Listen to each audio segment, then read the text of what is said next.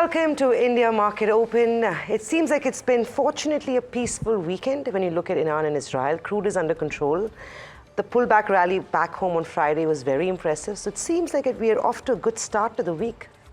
Yeah, the strikes, if any, happen on NVIDIA and not thankfully on the geopolitical like, did I miss front. something? No, just that. And thankfully, geopolitically all is well. I mean, not just from a market perspective, but even otherwise. You don't want this conflict to escalate. It kind of, on the show on Friday when we were all speaking, that's when it all sort of played out. Yeah.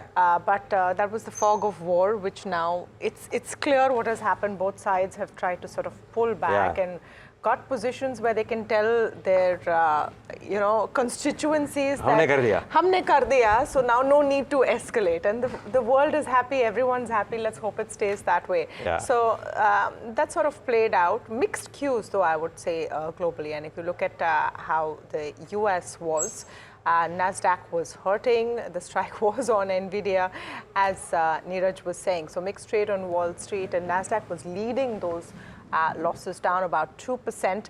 What is seeming to happen is that a rotational play out of the whole AI drive is playing out. So you had stocks like NVIDIA down about 10%. You had other players also hurting. SMC was down 23% on Friday's trade in the US. So that's where the pain really is. This entire week is going to be about the mega cap results as well. So Microsoft, Alphabet, Tesla, how are they doing? Meta. By the way, Tesla really in focus and interesting to talk about as well. Elon Musk has postponed his visit to India, was supposed to kick off from today, saying he has to focus on all things Tesla, and rightly so, perhaps from a business point of view. He's had to cut prices of his key models as sales are dropping. So Tesla is hurting. Perhaps not the best time to come into a large market and say that I'm going to do X, Y, Z when you need to fix your ship at home. So yeah, Tesla numbers are going to be important. Bonds are hurting though, and 4.65% on the 10-year treasury. So geopolitical fears, though calm for now, remember it's still bubbling underneath the surface. So that's a wait and watch. Plus consistent Fed seniors and Fed official comments that are pointing to end of calendar year or early 2025 rate cut kind of timeline has kept the bond scenario a little iffy, I would say. Look at the pullback in crude, and that's reflecting really the relief that is playing out from de-escalation, at least for now, between Israel and Iran of tensions. It also brings to mind the question that what is the inherent demand situation if you can pull back 3% after a little of that tension eases. I would just say Asia is looking fine. We're looking like we're going to see a relief rally this morning, and that's really clear from our implied Nifty as well, that perhaps you're going to have a good morning and a good pullback, about 147 points perhaps up. Just I want to pull up the fund flows because I found this figure interesting. There was so much fear on Friday on what could happen next that you really saw volumes dry up almost, very, very tiny volumes. FIs were buying measly amount compared to what we see in the markets right now. But hopefully some of that fear has eased. Yeah, and maybe the FI number has to do a lot with what HDFC Bank did on Friday, to be very honest. And maybe the options data. I was talking to some traders in Friday at a gathering that one of the investment banks had thrown. And the call was that the way the HDFC Bank calls were getting unwound, because there's so much of short position built in, that they had predicted, they said that we predicted at the start of the day, a trader predicted at the start of the day the HDFC Bank could see 2.5% uptick because of the buying that was coming on the screen. I don't know if this FI buying has got to do with that or some block deals, to be very honest. But anyways, the trade set up for the day. The good part was that while Nifty and Nifty Bank retreated until Thursday and Friday morning, two support lines, they respected those support lines, and which is a big positive. 22,000, the line in the sand for the Nifty. Remember, the call options were the highest at that point of time in Friday's session. 1.82 crore contracts written on Thursday, and therefore this was a big positive that the support lines were respected. And frankly, guys, if you look at what Nifty did versus what the EM index did or the Asia ex-Japan index did, quite brilliant, massive outperformance last week at a point of time when the whole of the world markets, because of the geopolitical stress, were coming off. Nifty stood resilient relative to almost all the indices. So that was a big positive as well on the index front. And you take heart from the fact that we'll start off higher today because Asia ex Japan is doing well. And in terms of sectors to watch, one, the FMCG index, YTD, has lost 7%. It's a crucial week, this one, because there is Tata Consumer tomorrow, there is HUL on Wednesday, there is Nestle on Thursday. So 3 large Nifty FMCG staple companies coming out with results. Watch out for the FMCG index. If the commentary and not just the performance around demand from these guys is positive, that could be a big thing for FMCG stocks. So watch out for that one index.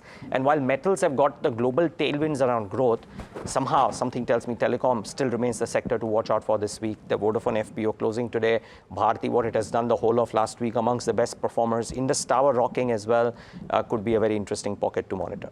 I'm going to add my favorite piece, which is defense. They might continue to do well this week as well. So that, remember, the PSU Defense Index is up substantially over the last couple of months. And even on Friday, before the market staged that recovery, your defense players were already leading the way in terms of buying at low levels. But let's just spend some time on this big debate on social media regarding option trading. And I think it's got my attention because this has been happening for decades together.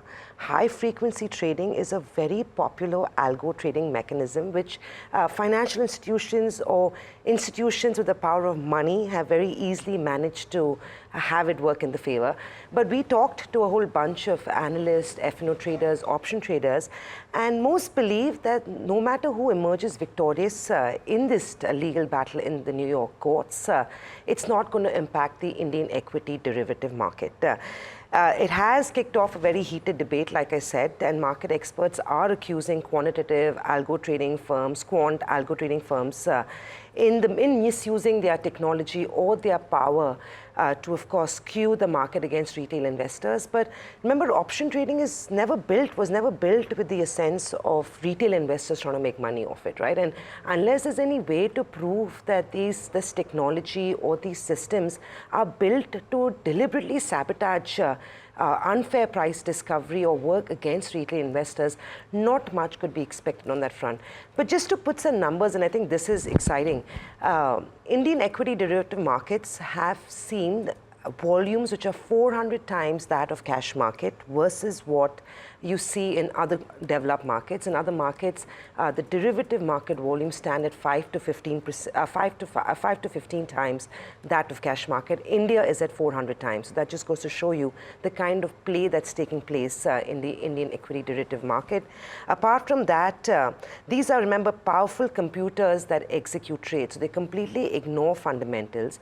All they do is have huge volumes and trades which take off or are executed in lightning speed. So that's what you want to keep in mind.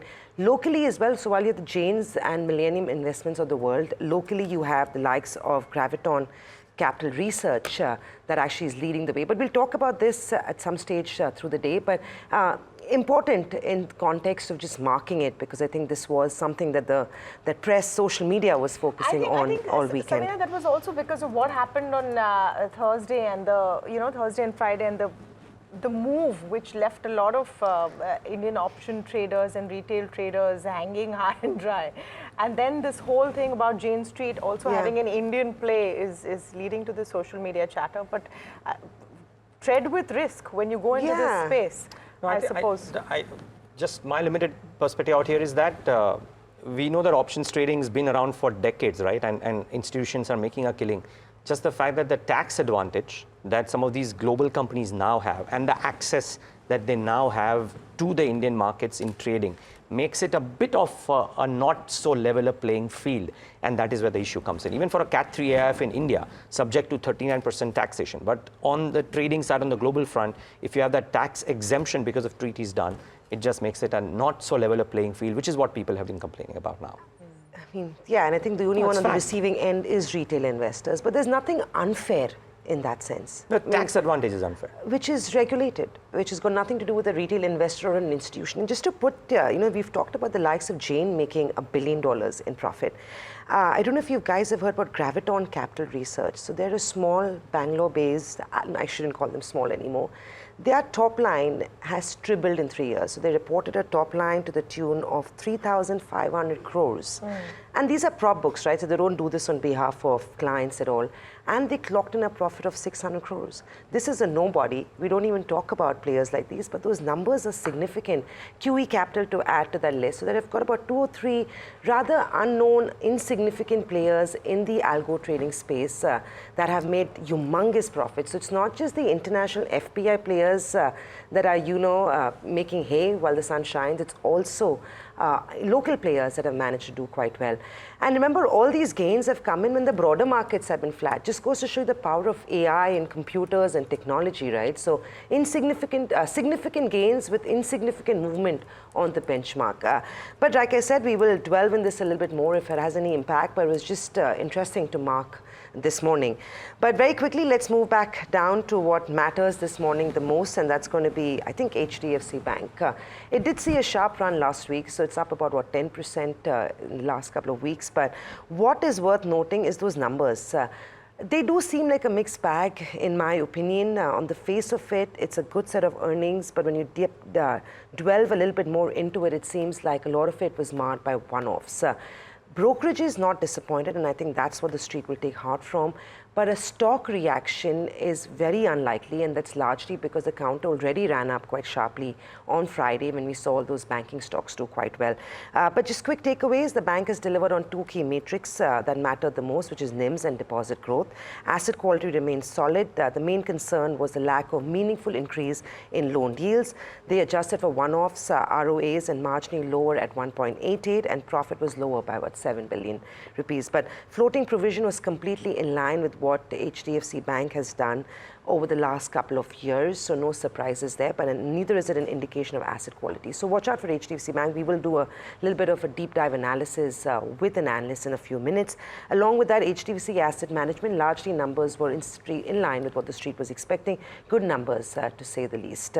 Wipro... But brokerages are kind of not so bullish not on so HDFC. yes. They say at 35 times They it's seem all to be priced in. optimistic of an HDFC Bank, which I'm a little confused about. No, the valuations. Just that 35 times, is it all priced in? At least the Kotak note seems to suggest that, and I think the Morgan Stanley note also seems to suggest that. It's pretty interesting. MQ, on the other hand, doesn't seem too disappointed. So I think it's largely, again, not much of a reaction on earnings is what's expected.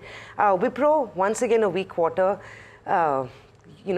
Big promises. They've talked about how consulting revenue has going to go up. They said that the last quarter, and none of it was reflected in this quarter. Concerns remain. I think the big bet is on the new CEO, but a few more quarters down the line is what it's going to take to undo the sort of damage that the firm is currently witnessing. The stock, remember, will be one you want to watch out for. Brokerages on this one very conclusively maintain a sell.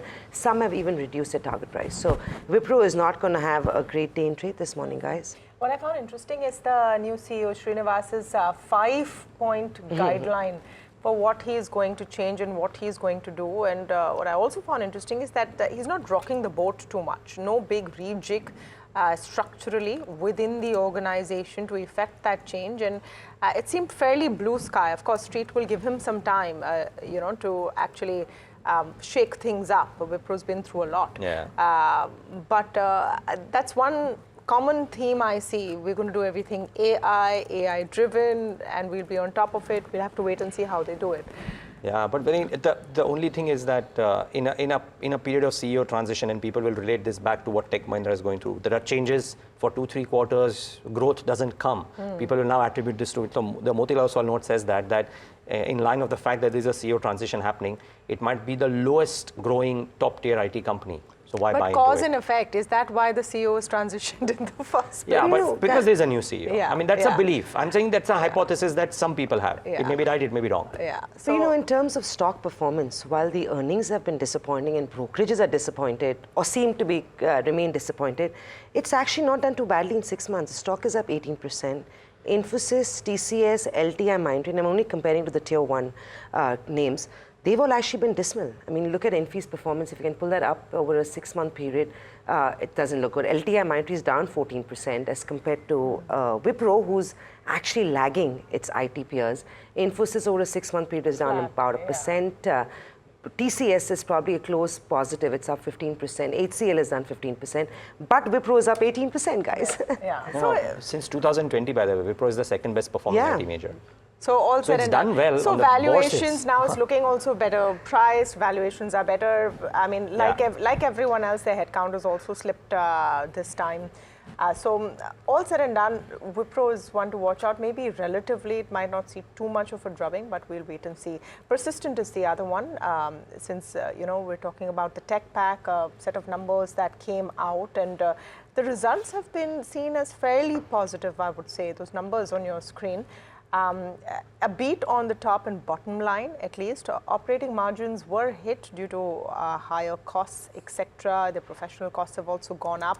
But their healthcare segment seems to have done this time. The healthcare vertical has actually been the driver for the last 3 quarters, was up 16% Q on Q.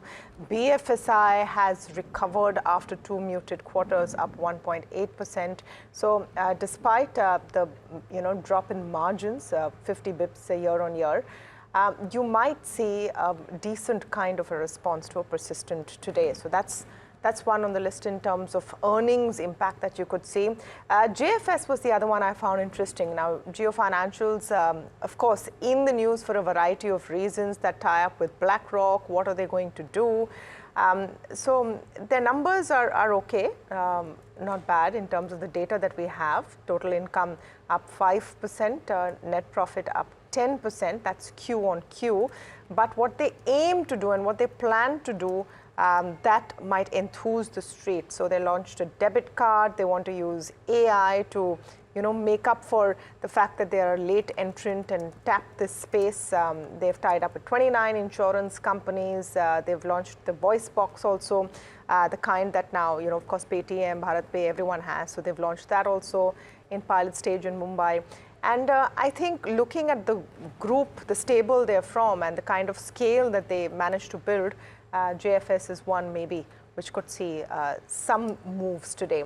Laurus Labs was the other one. So a US FDA inspection at their API manufacturing facilities at Andhra Pradesh has closed with 0 observations. So that has been a positive for them. And that inspection was 15th to 19th. You might see some of a move in Laurus Labs. So a lot of the pharma companies have had news flow over the weekend, from Biocon to a Zydus to a Dr. Reddy's. And pharma has really been broadly an underperformer, but Laurus Labs, I think, might have a decent day.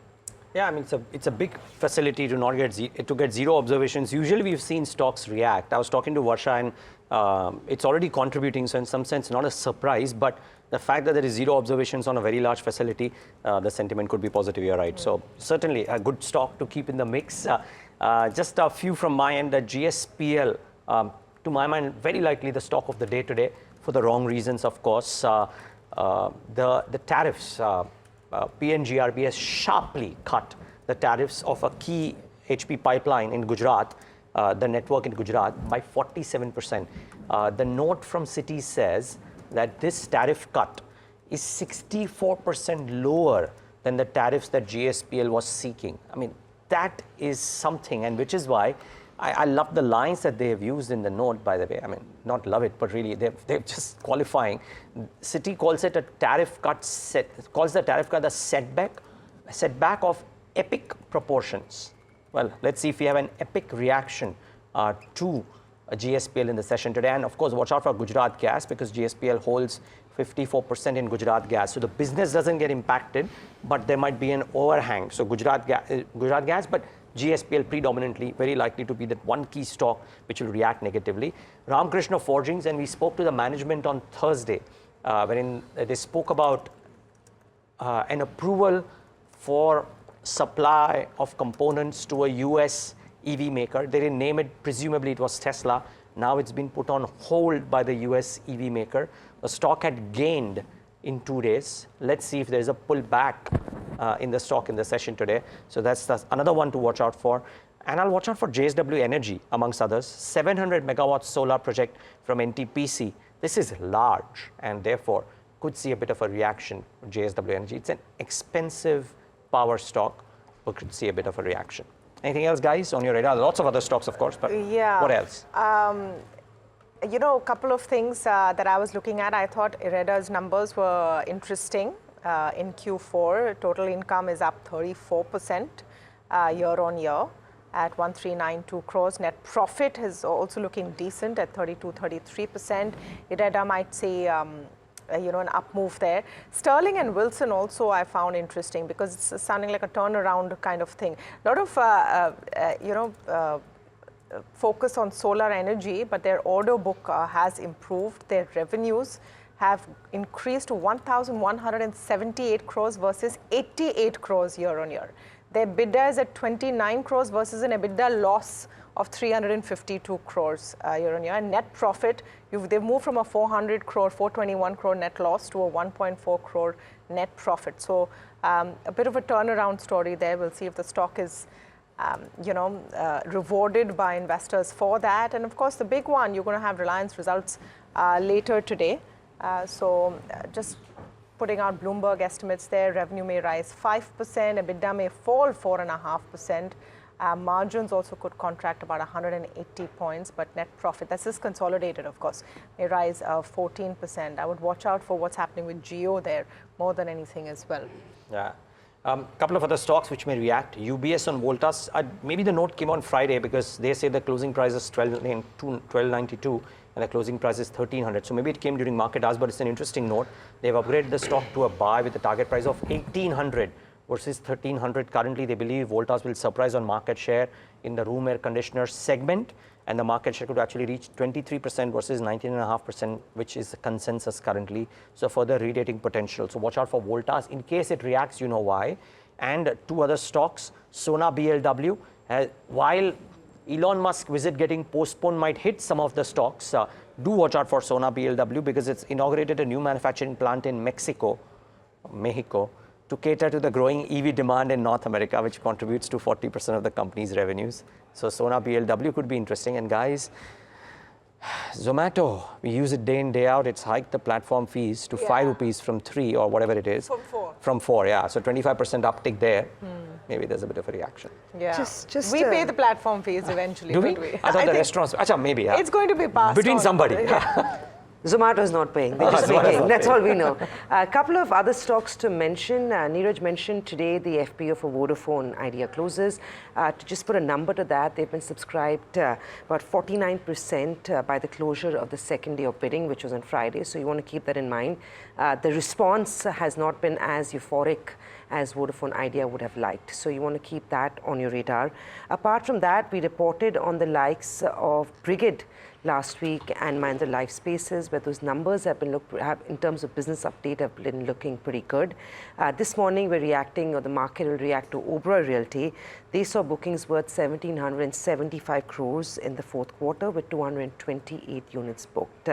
For FY24, bookings stood at a record of 4,007 crores with about 705 units. So again, it's been an eventful period for most of your real estate majors. Oberoi Realty not too far behind. In terms of meetings, you've got ICICI Bank, where the board will be regrouping, or meeting rather, to take stock of the situation, and they will also consider fundraising via the issuance of debt securities, and this happens on the 27th of April. So those are a few more names you want to keep in mind. But like we said, the big story will remain HDFC Bank. Don't expect a very sharp up move on the counter, especially after what we saw on Friday. The numbers on the face of it look good, but they've been marred by a number of one-offs.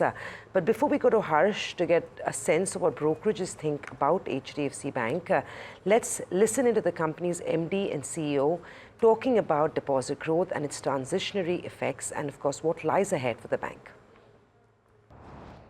While the Q4 mobilization is extremely healthy, I must upfront tell you that there are some transitory, involuntary flows that have also come in, which is obviously more than what we had anticipated. But even adjusting for that, the retail ones are rather healthy, which is there in the deck. So will I be able to maintain this kind of a momentum, etc.? As you know, you take a long-term average of over 6 years or so. There is a certain proportion of total deposits which come in Q1, which is probably the lowest as a proportion. Q2 and Q3 are more or less similar in terms of proportion, and the largest part of the proportion in a year comes in the fourth quarter, and which is what we have. And this is not anything different from what we see in the banking system. This is a very similar pattern that is there, plus or minus some kind of a change. All right, so that was the word coming in from Shashidhar Jagdishan. These numbers were watched very, very closely after I would go as far as to say, a bit of a debacle in Q3. Street, at least for now, seems to be a bit relieved. Harsh, would that be the way to look at it, looking at how brokerages are responding this morning? Well, yes, Tamanna. So just extrapolating the point on deposits, 1.3 lakh crore is the deposit number with regard to retail deposit traction. So very strong, 1.66 lakh crore on the overall deposits count. Again, very strong numbers with one-offs, obviously, as elaborated or as pointed out on the con call. But let me quickly take it to the 4 one-offs, which Samina was earlier alluding to. One is the Credila sale. The other one is some ex gratia payments made to employees, 1,500 crore odd on that number. There were floating provisions of roughly 10,900 crore which were made, and the tax rate again this time around also saw some one-offs. So those were the 4 major one-offs which really has distorted that profit after tax number. Now, in terms of how brokerages are viewing it, bank, according to Bernstein, has delivered on 2 key metrics that mattered the most, both on the NIMs as well as deposit growth. They believe that asset quality remains solid, NPA and credit costs remaining very, very healthy at this point. The main concern, though, for Bernstein is that there's a lack of meaningful increase in loan yields. This was spoken about on the con call as well. Adjusting for the one-offs, Bernstein suggests that the ROA is at 1.88%, slightly off, but the profit itself and the ROAs are lower by roughly 700 crore given the one-offs. Now, in terms of the floating provisions, according to management commentary, Bernstein points out that they were completely voluntary and there's no indication of any asset quality problem. Bernstein gives this a thumbs up, a buy rating, 37% upside. Target price remains unchanged at 2,100 rupees. Very solid upside pointed out there. Quickly moving on, Motilal Oswal also believes that there have been a prudent deployment of the one-off gains, and that has been done to boost floating provisions. They estimate HDFC Bank to deliver 13.5% to 18% CAGR on both loans as well as deposits over the next couple of years. 16% CAGR on earnings is what they are building in. They estimate HDFC Bank's ROE to be in the 1.9 and 16% odd range, and they give it a valuation of 2.4 times FY26 adjusted book value. 1950 is the target price. Motilal Oswal gives this 27% upside there as well. Nuvama has upgraded HDFC Bank to a buy from a hold. Target price is 1760, 15% upside. At least that's how they are looking at it at the moment. They believe that the short-term price performance will depend on the consistency of quarterly earnings going forward, and they've cut EPS estimates marginally but upgraded the target price. They've rolled over the base, which is why they've upgraded target price. So 3 brokerages, 3 very different target prices, and 3 very different perspectives. So 3 very different perspectives, but suffice to say, I think it's definitely a relief compared to what was expected. Maybe that Credila sale is made this quarter easier for Shashidhar Jagdishan. So that's been a bit of sort of relief, but yeah, not too bad, all things considered. Yeah. I read a sales note from somebody, a very senior dealer, who says that you can always find a problem in HDFC Bank results or any result if you want to. But the call is, and the call has gone horribly wrong thus far, the call is that for how long will HDFC Bank continue to trade below ICICI Bank? At some point of time, an institution which has proven itself for 25 years will show growth, and when it starts showing growth, the stock will not give you a chance. Also, while I know we are looking at this a little more negatively as positively, one thing that we must appreciate, and we get some perspective on that as well, is they've seen margin recovery. I know it's very small, but given the market context, given the fact that deposits have grown 7%, loan growth has been about 1.6%, their margins have actually improved. It's only 4 basis points, but it'd be interesting to see how analysts are viewing this. And that, I think, is an important positive. While I know there are these one-offs that have been marring the results, but this is par for the course. We knew this was going to come, so it's not like HDFC bank is hiding under a mountain. The fact remains that this had to be done, and it's being done. But very solid in terms of deposit growth. The fact that they've improved, not only held out on their margin front, but seen an improvement, is what I think the street needs to look and accept and acknowledge. And remember, the chief complaint last quarter was the communication skills of the management. And now they are over-communicating. I think they have at least gone back to the drawing board, taken that on board and fixed that. So, or at least improved upon it. So that's always great.